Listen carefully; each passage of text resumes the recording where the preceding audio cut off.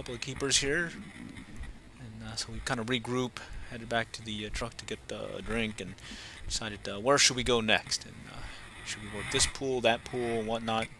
Well, we decided just try one of the ones that was just straight out there, and sure enough, it was a good idea because ended up getting the biggest one that we got this round.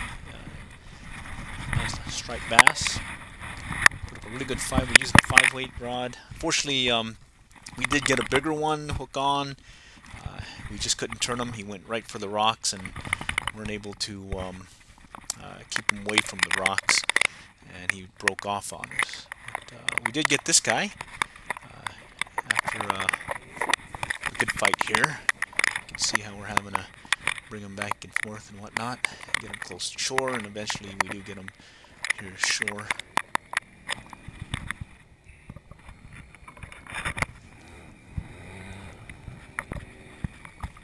Just almost got him.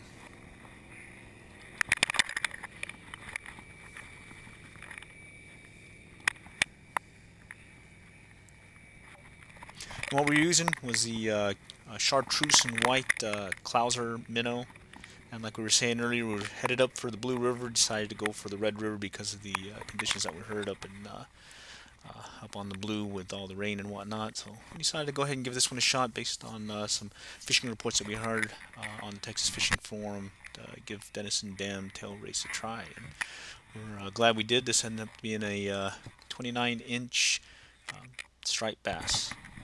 All right, we got a bruiser. Cool beans.